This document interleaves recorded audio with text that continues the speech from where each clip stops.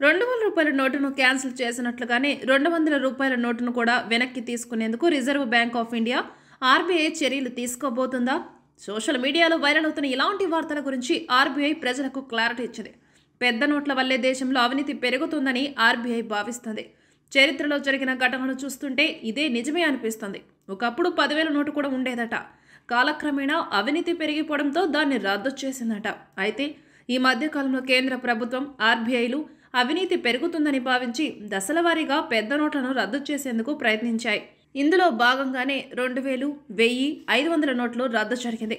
2016 నవంబర్లో 500, 1,000 రూపాయల నోట్లను కేంద్ర ప్రభుత్వం రద్దు చేసింది.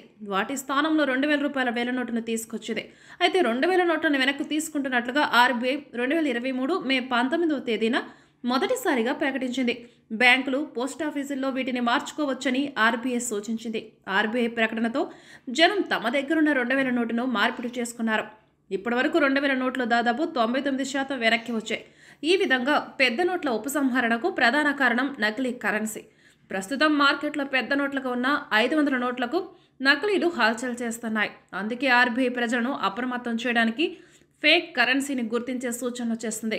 ఇప్పటికీ 2,000 రూపాయల నోట్లు, 500 నోట్ల గురించి సూచన చేసిన ఆర్బీఐ ఈ మధ్య 200 రూపాయల నోట్ల గురించి సూచన చేసింది.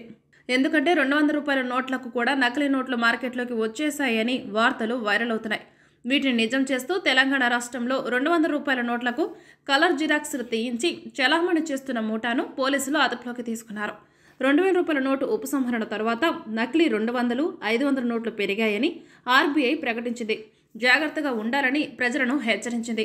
ఫేక్ కరెన్సీ ఎలా గుర్తించాలో తెలియజేస్తూ పలు ప్రకటనలు కూడా జారీ చేసింది.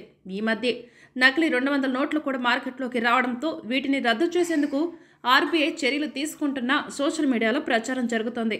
ఈ నేపథ్యంలో అసలు 200 నోటుకు ఉండే లక్షణాలను ఆర్బీఐ తెలియజేసింది.